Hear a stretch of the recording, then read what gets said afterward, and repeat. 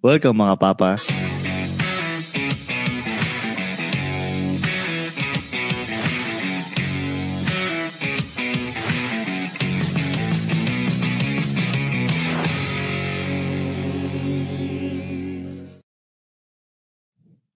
po si Ingo. Kasama pa rin natin si Tristan Ting. Yun. Ito, kanina, sabi nag-echo daw yung mic ko. Ito, sabi dito ni Sunny, sa Temu daw ata nabilit yung mic ko. Tado ka, Sunny, ha?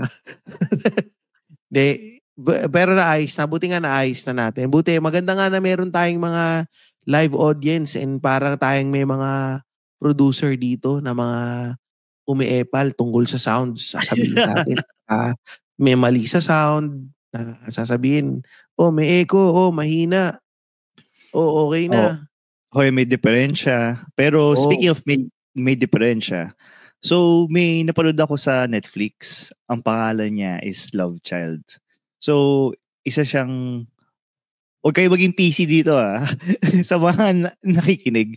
So, ito yung tungkol sa mga magulang na may anak na autistic. At dun sa kwento, napag-alaman ko, yung isa sa mga magulang dun sa story, isa sa mga magulang dun sa Love Child na yun, ay mayaman yung pamilya. Pero mas pinili ng husband niya or mas pinili nila na wag silang masyadong umasa sa family. Kasi parang ayaw din, parang ang kwento kasi ang ini-imply kasi doon sa story is hindi boto yung family ng wife niya sa kanila. Kaya siyempre sa pride ayaw humingi ng tulong, mga ganun. So kaya ko din sinuggest si Tristan na meron kayong mga gaytong klaseng mga situations na meron kang choice between ibebenta mo yung freedom mo, whether freedom dahil sa situation or freedom na kukunin ng I don't know, a family member para ma-ensure na meron kayong financial stability. Baka rin ba, pwede mo rin sabihin siguro na yung freedom or yung prinsipyo mo. Kasi parang dito yung prinsipyo nung, sino ba yung mayaman dito? Yung lalaki o yung babae? Yung babae. So parang ayaw ibenta ni lalaki yung prinsipyo niya or yung ego niya siguro, no? Naaasa siya dun sa magulang ni babae. Ni babae, tama. Siguro mabibigay yung example din dyan yung mga yung mga kaibigan nating nag-OFW na iniwanan yung mga anak sa Pilipinas. Oo nga, no. Actually, hindi ko lagi itong sorry, go. Hindi ko naisip earlier na na parang somehow na take away yung quote-unquote freedom mo. Kasi wala kang ibang gagawin sa ibang bansa kundi magtrabaho lang talaga para makapag-provide sa family mo sa Pinas Tapos hindi mo naman kasama yung pamilya mo, di ba? Ikaw, nandun ka lang, nagtatrabaho. Kaya nga minsan, di ba yung iba, nagkakaroon na lang sila ng shota. Pero ibang topic yun. Pero yung iba kasi marami talaga nagsasakripisyo. Kagaya nito nung sa Buhangin Brothers, si Jomar J dati, nasa UAE ba siya? Basta nasa somewhere in the Middle East siya. Tapos yung pamilya niya nasa Pilipinas. So padala-padala lang. Ang hirap pa niyan, yung mga time zone, ganyan. So, yun, parang yun yung isang example na naisip ko bigla dito sa topic na to. Isa ding siguro freedom by choice is yung freedom sa mga choices mo sa buhay. Ito yung siguro mag-overlap to dun sa previous topic natin na pag nakapisan kayo dun sa magulang nyo or sa in-laws, medyo yung pagdating sa mga choices nyo sa bahay and yung subsidiary ng cost of living nyo medyo maapektuhan dahil siyempre subsidize kayo ng magulang nyo or magulang ng partner mo. siyempre yung mga personal choices nyo or preferences maaapektuhan. Oh, parang eto nga, kagaya nung sinabi ko nung last topic, 'di ba? Kung nakatira kayo sa magulang mo, tapos may pamilya ka na. Siyempre ano 'yan yung pagpapalaki sa anak ninyo, makikialam yung yung parents mo diyan yung lolo't lola. Kasi hindi mo rin sila masisi kasi gusto nilang bumawi kung papaano kanila pinalaki. Kasi hindi nila sinasabi talaga upfront na na-realize nila yung pagkakamali ng pagpapalaki nila sa'yo. Kasi naging experience sila. Ngayon, babawi sila sa apo nila. So, mangyayari, didiktahan ka kung paano mo dapat dinidisiplina yung anak mo, i-spoil nila, tapos lalaking bugok yung mga anak mo. Normally, gano'n. Nangyayari. Ayun, tama nga naman. May spoil yung bata, pero yun, hindi ko din, parang tricky din na paano mo mapagsasabihan yung tumutulong sa inyo financially na wag kayong mangialam sa akin, sa mga decision ko. Yun, parang hirap eh. Mahirap. Kasi parang Mahirap. may kakilala din ako na ito upfront iba naman tong sitwasyon. Sinabi niya sa pamangkin niya, pag-aaralin kita ng medicine.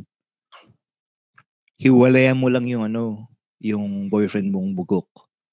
Talaga?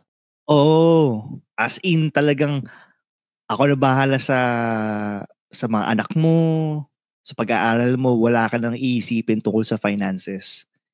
Hiwalayan mo lang yung shota mo. Oo. Hiniwalay yung shota. Siyempre hindi.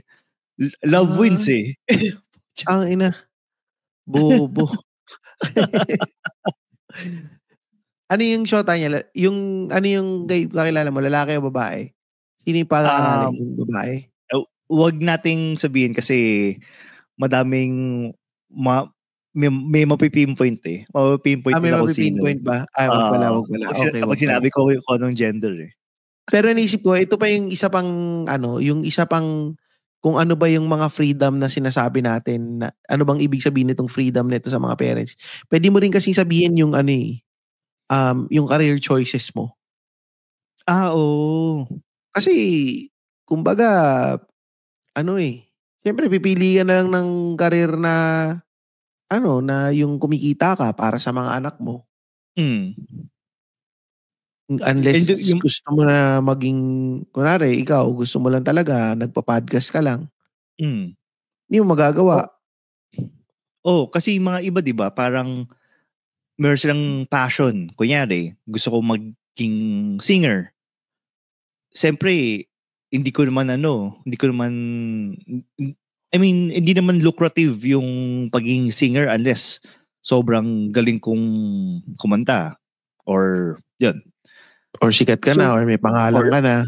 Oo, may pangalan na ako. So, sa malamang-lamang, pipiliin kong career, yung practical lang. Oo, tama.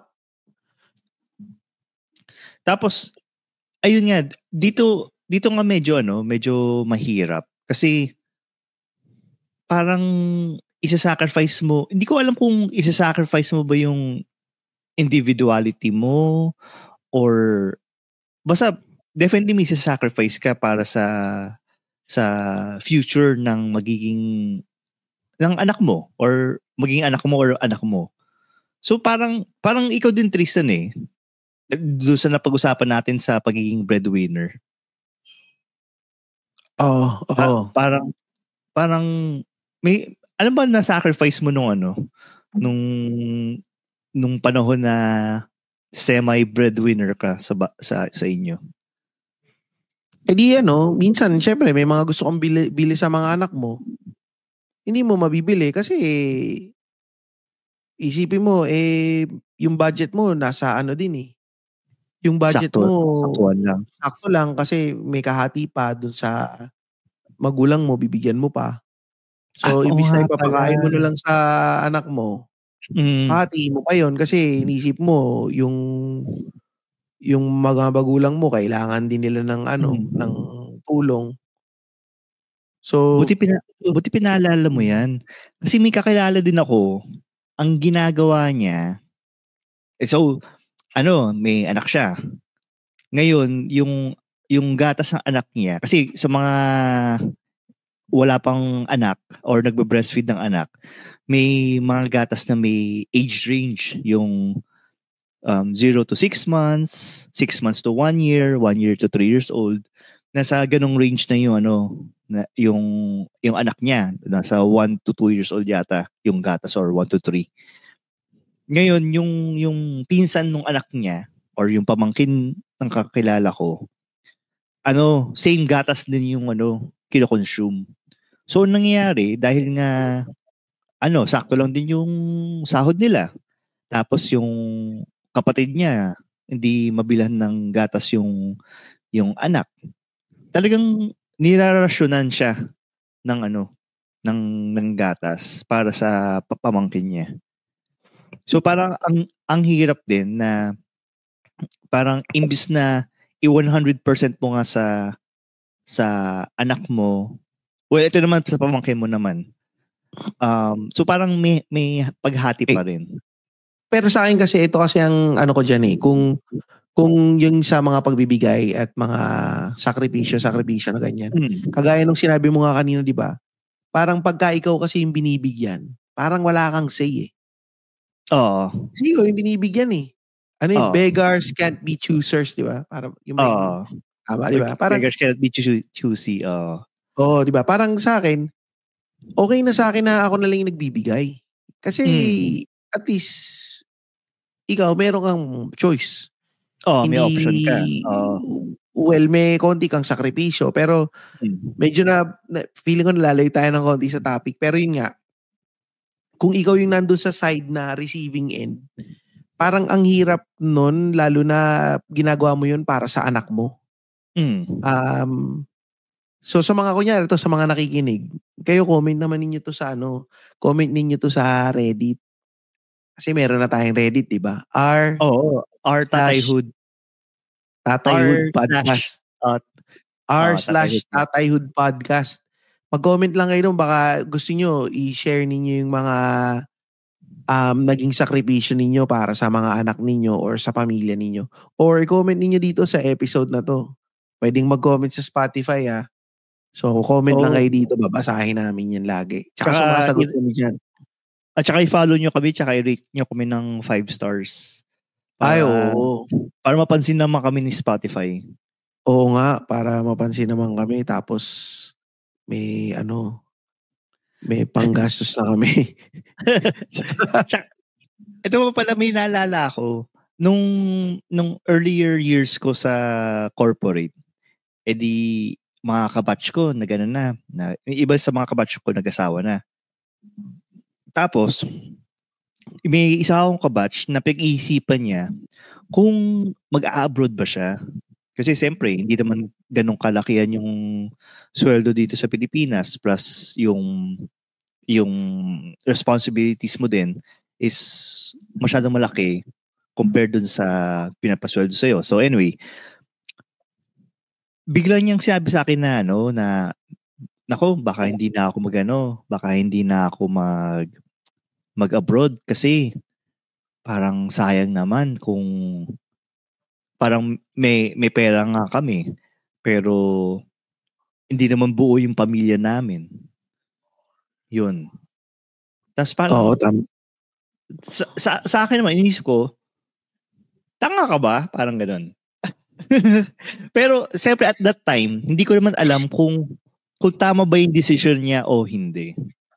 So fast forward ngayon, ang masasabi ko, mali ang kanyang decision.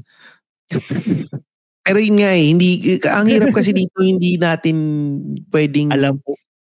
Oo, hindi natin pwedeng sabihin kung tama or mali yung decision tama or mali Depende kasi yun sa, kunyari ikaw, yung perspective mo siguro, mali yung naging desisyon nito. Kasi, tignan mo ngayon, naghihirap sila or hindi ganun kaganda yung buhay nila. Pero sa perspective niya, maisip niya, tama itong naging desisyon ko kasi nakita kong lumalaki yung anak ko. kasama ko yung asawa ko, hindi kami magkakalayo sa isa't isa. Pero ito, iaano ko lang din, siguro ilalagay ko lang din sa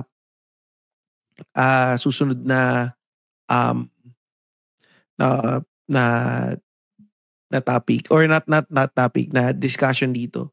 Kasi laging sinasabi, 'di ba? Yung pagsasakripisyo, yung wala ka ng time sa sarili mo, wala ka ng kalayaan kasi may anak ka na. Oo. Kasi So, ibebenta mo yung pagpapalit mo yung freedom mo sa something like monetary gain or opportunity parang siguro kasi pwede kasing subjective din kasi yung freedom na sinasabi. Pwede rin naman kasing ito lagi itong sinasabi ng mga tao lalo na nung mga nagkaanak, yung first time na nagkaanak. Lagi itong laging kinukwento ni Fade to may mga kaibigan siya nagkaanak na sinasabi, hindi pare, iba talaga yung pakiramdam. Fulfilling talaga magkaanak. Hindi mo talaga, ito yung mga sinasabi ng marami. Well, sa akin kasi hindi ko naisip yun. It's a trap ba? It's a trap. Siguro lang.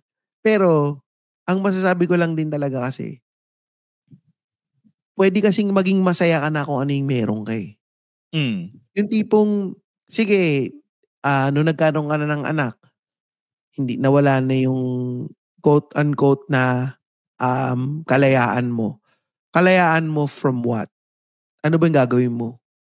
Ako kasi yun yung tanong ko Kalayaan ko from what? Ano bang gagawin ko? Kasi sa akin, hindi naman ako palalabas. Hindi naman ako umiinom. Madalas, masaya lang ako nakatambay sa bahay.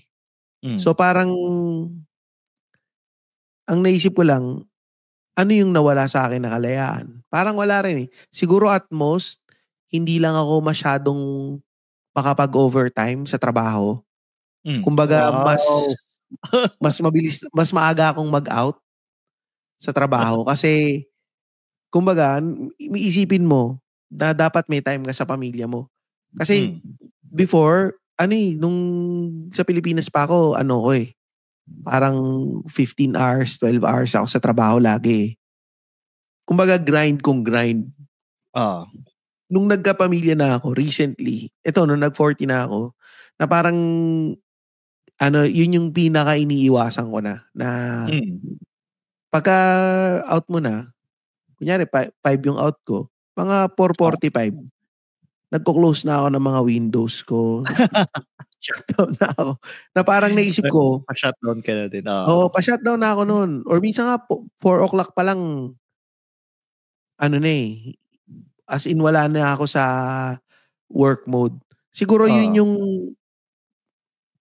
parang naging, kasi ako mahal ko yung trabaho ko Gusto ko yung trabaho ko Na minsan pagka nandun ako sa groove dun trabaho ko, hindi okay lang sa akin na mag-extend sa trabaho So ngayon siguro yung nagiging sakripisyo ko ngayon is, kung out na ako, wala na, hindi na, clock out na ako. Hindi na ako magtatrabaho kasi kailangan kong hatiin yung i-balance yung yung time ko sa pamilya ko versus sa trabaho. May nagre-react dito na mahal ko ang trabaho ko. Said no one ever. Kasi baka bulo kasi yung kumpanya mo, Ram. Kaya ganyan, kaya hindi mo mahal yung trabaho mo. So, hindi, ako kasi gusto ko yung ginagawa ko. Siguro nangyari, baka ano lang tayo ng konti ng topic. Pero siguro kasi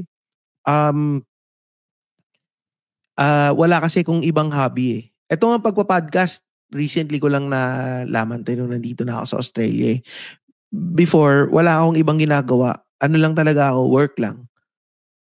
And siguro, nagpe-PlayStation ako, na nasa bahay lang din ako. Never naman akong na-involve sa maski anong mga bisyo or mga ibang mga hobbies. So, baka kaya ganun lang din yung naging mentality ko. Baka parang ang naging hobby ko mismo is yung work na mismo. So, yun. Baka yun yung parang, yun nga, quote-unquote na naging sakripisyo ko. Minsan kasi naiinis ako pagka oras ko ng sunduin yung mga anak ko. Tapos may trabaho pa ako. Yung isa ko na parang, putya, ano ba to? Kailangan ko pang sunduin. Dapat maglakad na to pa uwi, malaki na to eh. Parang yung isip ko. Pero yun nga, susundo ko. Yun. Ayan, doon sa point mo regarding sa anak mo at yung schedule nila, sa tingin ko yan yung isa sa mga yung pwede natin, or ako, kasi sa situation ko kasi, this year, mag-move in na dito yung anak ko ng mas matagal. Meaning, hindi na siya weekend, weekdays na siya. Kasi dito na siya mag-aaral. So, ang pinaghahandaan ko ngayon ay yung routine namin na tuwing umaga, ihatid ko siya sa school, tapos susunduin ko siya. So, doon parang magkakaroon na ako ng restriction. Similar sa iyo, Tristan, na may mga oras ako sa work na, bawal ako mag-meeting ng ganitong oras or kailangan ko mag-extend ng more time kasi yung 30 minutes ng time ko dito sa ginagawa ko is napunta sa pag-pick up ng anak ko or paghatid sa anak ko. So, sa tingin ko yan yung magiging freedom, yung restriction ng freedom. So, yung restriction ng freedom na yon, hindi natin siya ginagawa natin yon ginagawa namin yun para magkaroon ng better future or magkaroon ng independence or yun. Kasi kung hindi natin gagawin yun, edi hindi na din mag-aaral yung anak natin. Parang sa bahay na lang pa. Paglari mo. Pero ito, siguro kasi feeling ko marami rin namang nakakaramdam nito eh, na parang minsan umabot tayo sa point na parang parang mga burden naman tong mga anak natin. Masyado silang dependent sa atin. Ano ba? Ba't napatingin ko? Napaisip lang ako. Ako ganun eh. Meron akong ganung mga instances na minsan, lalo na yung parang minsan yung busy ka sa trabaho, nakafocus ka. Lalo na ngayon, bakasyon yung mga anak ko. Sa bahay lang sila, tapos work from home ako, di ba? Biglang papasok ko dito sa kwarto, sabihin, tatay, I'm hungry. Lulutuan mo. So nawala ka na dun sa iniisip mo sa trabaho, nawala ka na naman. Gagawin mo, tapos babalik ka na naman na parang ano ba ulit yung ginagawa. Parang ganun eh. Pero ano ba yung mga paraan na yung may mga way ba para hindi natin na-feel yung nawawalan tayo ng kalayaan?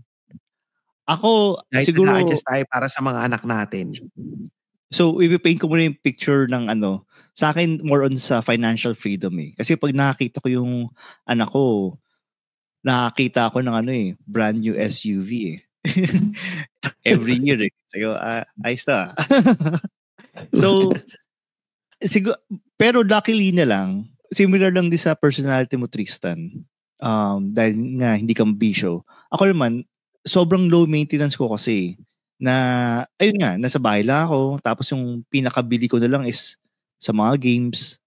Hindi naman ako maporma. Masaya na ako sa puting t-shirt ng bench na V-cut.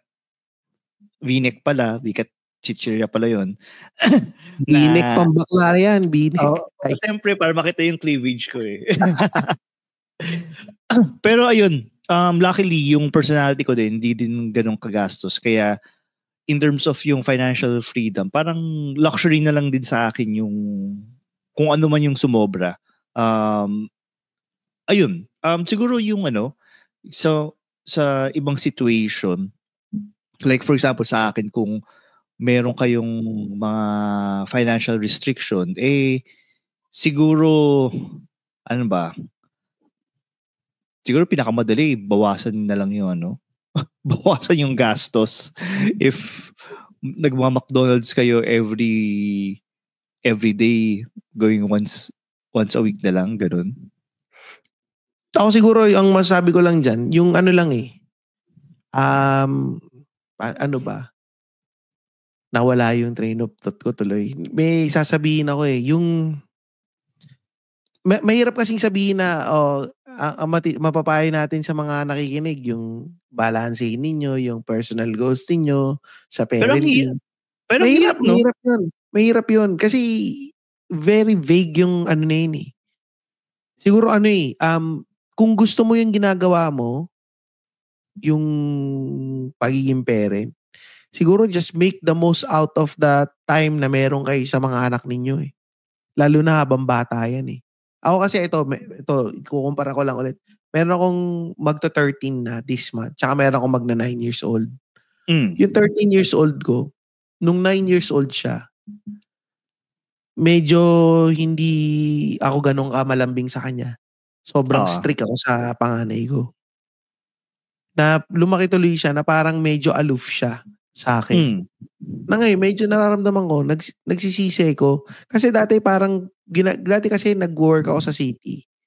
Sinusundo ko rin siya pagka susundin ko siya. Tapos naiinis ako na parang, ano ba yun, susunduin pa kita. Issue ko talaga yun dati. Na minsan busy ka sa trabaho. Busy ka sa trabaho. Nakastress nga din yun eh. Nakaka-stress kasi iniisip mo na ako, traffic, ganito, ganyan. Babalik ako sa work. Tapos may meeting ka pa. So, na-stress ako. Ngayon, napapagbuntunan ko siya lagi. Na parang, nung huli na lang, naisip ko na lang na parang, tangina, sino ba tong mga putang inang mga tumatawag na to sa akin sa trabaho? Sino ba tong mga to? After work naman, wala naman silang pakialam sa akin eh.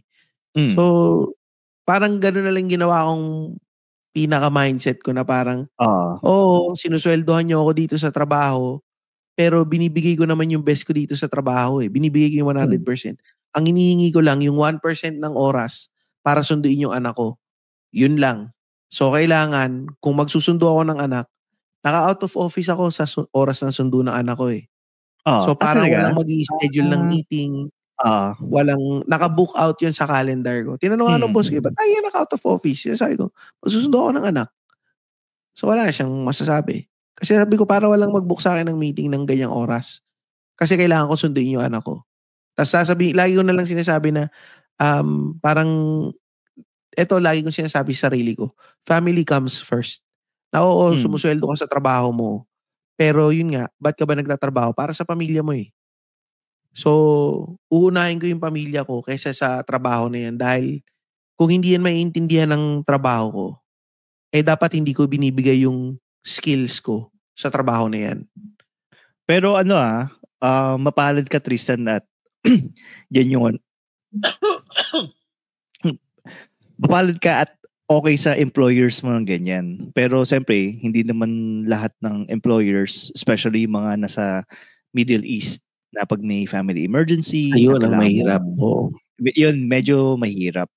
Doon sa sa situation ko naman before, nung time na feeling ko kinukulang kami sa budget sa anak ko, nagbenta ako ng chicharon. Walang halong biro to Nagbenta ako ng chicharon sa concessionaire sa opisina. So, bebentahan ko sila ng chicharon. Siguro tubo ko lang doon mga 5 pesos. Siguro in a day, nakaka 250 ako in a day. Which is not bad. Kasi, ano na yun? Kumbaga, panggas ko na yun. Tapos, one time, naglako ako ng chicharon sa palengke. As in, naglakad ako na may hawak-hawak na bag na chicharon. Ngayon, nagtataka ako, bakit? Tapos inisip ko, kung off ba itsura ko na nagbebenta ng chicharon sa mga kumakain sa karinderya, sa mga karinderya. Tapos hindi ko na inulit kasi wala din bumili sa akin eh. Tapos inis ko, mukha ba ako nanggagago at nagbebenta ako ng chicharon? Siguro baka iba kasi yung itsura ng mga nagbebenta ng chicharon. Baka mamaya maporma ka pa din o tas maputing ka. Siyempre, yung iba, pag mga nagbibenta ng chicharon, mga di ba? Baka iniisip nila nang paprank ka.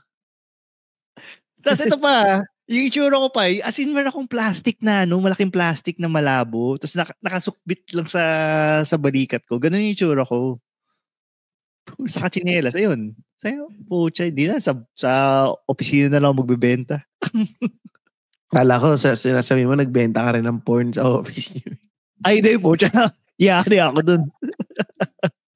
Pero siguro nga, baka nga maswerte na lang din ako sa employer ko na pwede kong gawin yun. Pero normally naman, dapat pwede. I mean, naiintindihan naman niya ng ng opisina eh. So, yun. Baka, to some extent, oo. wag lang sigurong abuso. Siguro. Ako kasi, nagbibigay na kagad ako ng expectations eh. So, siguro hindi ko pa rin nasagot kung paano nga ma-feel na yung na hindi ka nawala ng kalayaan kahit may anak ka na.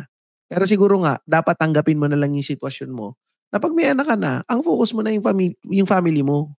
Hindi ko naman sinasabi na na pag may anak ka na, dapat kalimutan mo yung individuality mo eh. Actually, dapat nga nauuna yan yung individuality mo.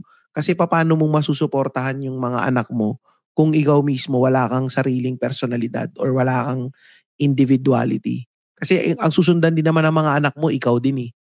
So, hindi, not necessarily kakalimutan mo yung individuality mo, pero siguro dapat ina-adjust mo na kung ano yung mga priorities mo sa buhay. At ina-adjust mo na rin or nagkakaroon ka ng ibang perspective kung ano ba yung happiness or kung ano ba yung freedom para sa'yo. Kasi, sorry.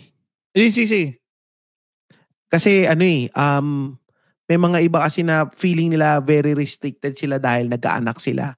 Na hindi na kami makaganito, hindi na ako makaganito. Ang tanong sa'yo, dapat ba ginagawa mo pa ba yung mga bagay na ginagawa mo na yan? Dahil may anak ka na. Hindi na kami makagimik, hindi na kami makainom siya araw-araw. So kung may anak ka na ba, dapat ba ginagawa mo yan na umiinom ka araw-araw? So baka dapat iniiba lang natin yung perspective natin pag may anak tayo na ang focus mo, nandun na sa anak mo, nandun na sa pamilya mo, nandun na sa asawa mo. Yun. Pero siguro sa mga nagbabalak mag-anak, siguro planuhin nyo na din kung ano yung mga potential na isa-sacrifice nyo at kung anong mangyayari sa inyo. Kasi ito yung mga mga hindi naturo sa akin ng tatay ko eh, or ng parents ko. Kasi ang nasabi lang nila is mag-aaral na mabuti, graduate. Na hindi ko naman sinunod na na mag-aaral mabuti. Pero graduate naman ako, tapos tawag doon, para makapaghahanap ng magandang trabaho, tapos mag-asawa, mag-anak, ganun. In that order.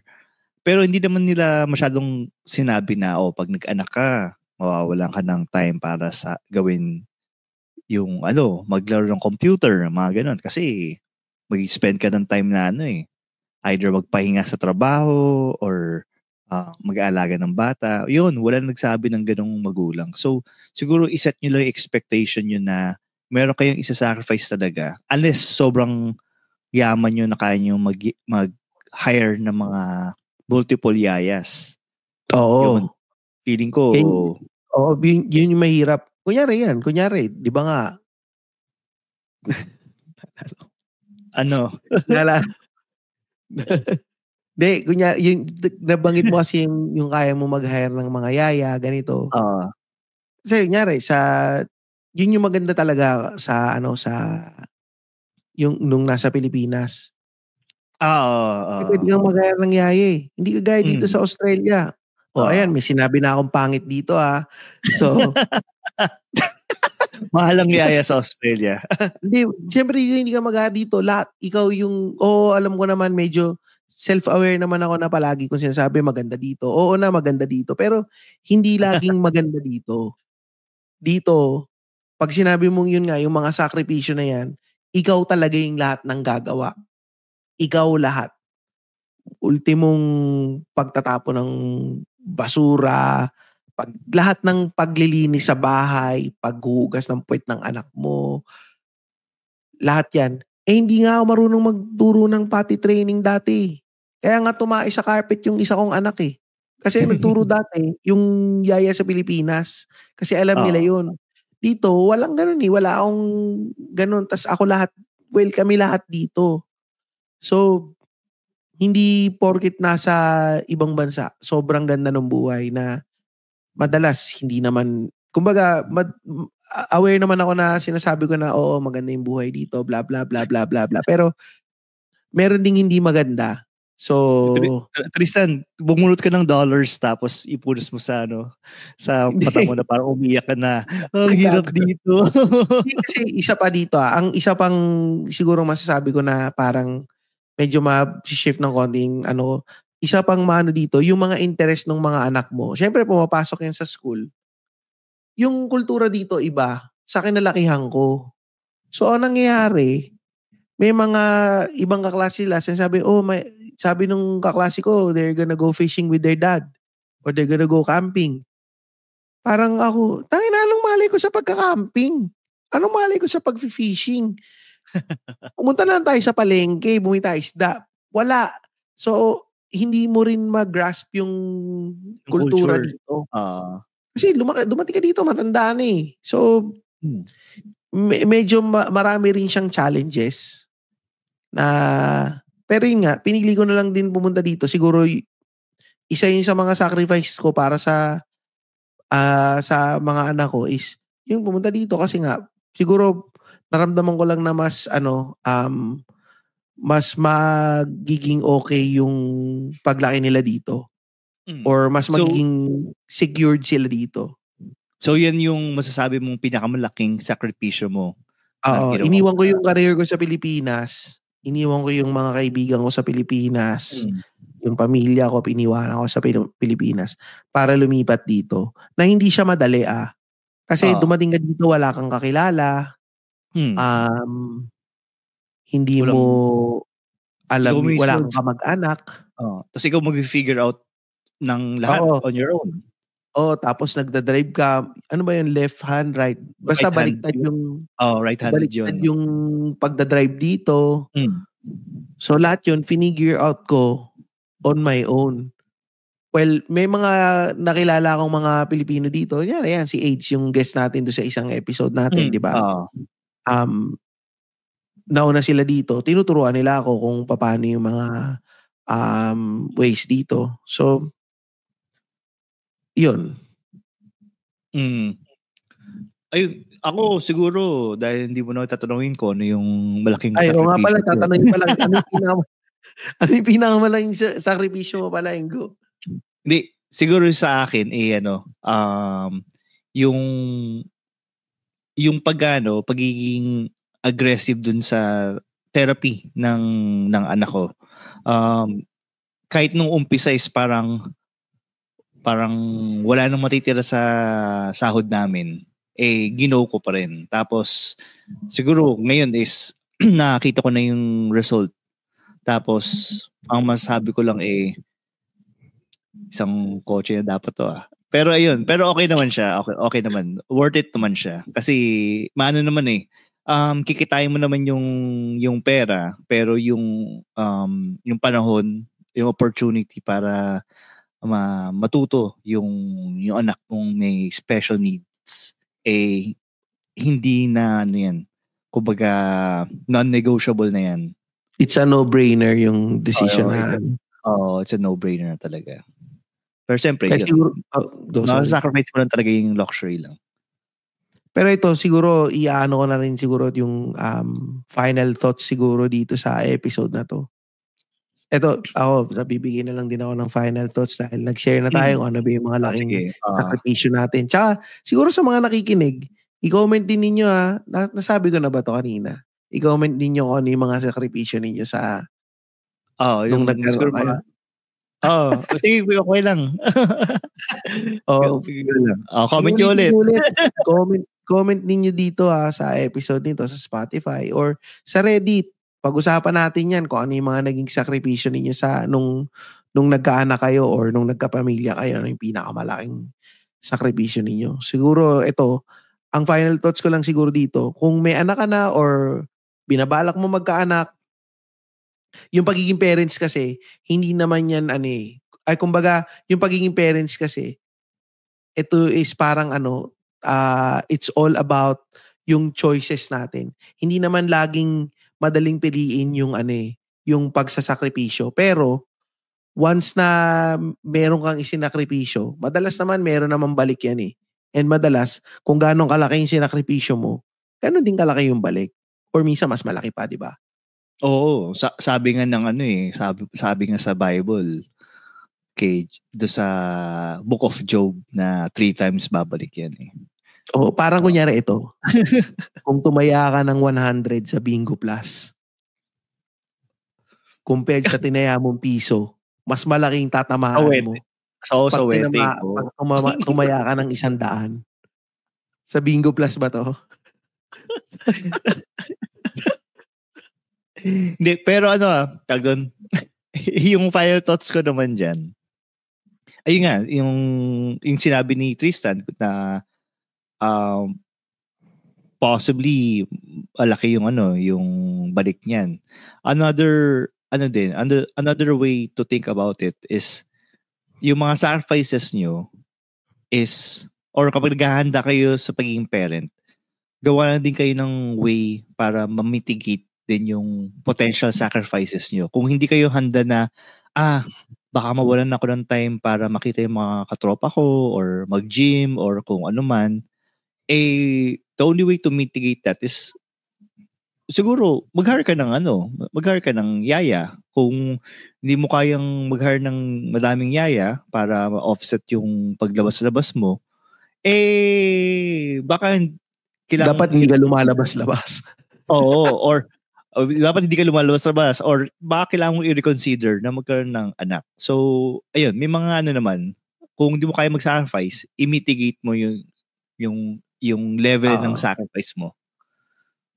Or yun nga, siguro lagi mong pag-isipan talaga kung para sa iba talaga yung pag-aanak. Baka naman mas okay mag-alaga ka na lang ng aso or ng pusa. Oo. Kaya diba? halaman. Hindi wag tayong magpapa-pressure masyado sa mga sa mga parents natin. Bigyan nyo kami ng apo, ganito. Oo. Hindi naman sila yung bubuhay niyan eh. Parang sila gagawin lang nila yan. Parang laruan lang sa kanila yung bata eh. Pag umiyak na, bibigay sa magulang.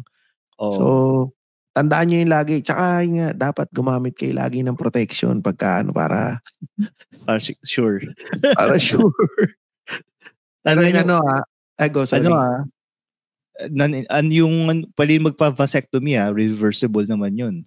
Huwag niyong hayaan na masunog yung utak ng mga misis nyo dahil sa kaka-contraceptives. Dapat yung mga lalaki naman ang magkaroon ng concern dapat naman yung mga lalaki ang gumamit ng contraceptives, either condom or magpa-vasectomy. Oo nga. Kung ayaw mong nagko-condom dahil walang skin-to-skin contact, magpa-vasectomy ka. Oo. Para lahat putok mo. Tsaka kung mahirap ka, magpa-vasectomy ka. Kasi mas mura ang vasectomy kaysa buong buhay ng bata. Oo. Tsaka pwede ka mag-unlipop. Oo, unlipops. Sa loob. Pero ito, nakita ko kasi nag-comment dito si Vince ng The Broden Podcast. Naalala ko tuloy ang masarap niyang kape. Naalala ko tuloy ang Origins MNL na merong silang 15,000 pesos per kilo na na coffee beans na pagka nagpapa-event sila ng mga nagpapa-event sila sa commune, di ba? Commune media. Yan yung pinapainom nila sa mga uma-attend doon. Parang free taste test. Oo, free taste test. So ayun. So habang nag-taste test kayo ng kape ni Vince at nakikinig ng sounds ni DJ Santi ng The Broden, bumili din kayo ng dessert sa Ketorific PH. Available sa Grab at punta niyo yung Facebook page nila. Oo, nagdi-deliver sila sa may South area, sa mga Las Piñas area.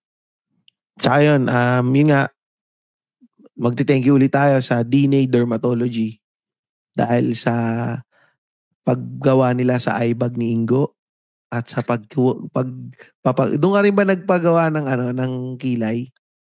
Oo, yung microblading. Nagkikilay ba sila? Hindi, ano ba? Naki-ride on lang ako sa'yo. Hindi ba? Pero yun, Yung mga, kunyari, may eye bag kayo, ganyan, o may mga skin concerns, yan, DNA. DNA Dermatology. Puntahan na yan. Meron yan, nasa Instagram, @DNA Dermatology. Nasa Lipa. Madali lang naman silang puntahan. Singgaling, pero dising mahal. Tama. Yan. Tsaka kung kung na-enjoy nyo kung na-enjoy nyo itong show na to, at siyempre, pa-follow na lang kami, 5-star, at pa-share naman kami sa mga kaibigan nyo na may similar interest itong podcast namin, Tatayhood Podcast. At kung gusto nyo kami directly supportahan, punta lang kayo sa patreon.com/papapatreon. Ayan, nandito sa screen natin ngayon, ito, nandito. www.patreon.com/papapatreon kung gusto na kaming suportahan. And sana suportahan nyo kami para may pambayad kami sa artist, may pambayad kami dito sa StreamYard, pambayad sa lahat. Alam ko, hobby na hobby naman to, pero maganda sana rin. Yun nga, maganda kung may nakakuha rin kaming support. Pero yun nga, kung wala naman, share nyo lang kami sa mga kaibigan ninyo. And malaking tulong na yun. And i-follow nyo kami. Yun. Ano ba? Wala na. So wala na, no? Yun na lang ang natin. Wala na. Yun na lang ang ito na, tumugtog na eh. Salamat mga papa.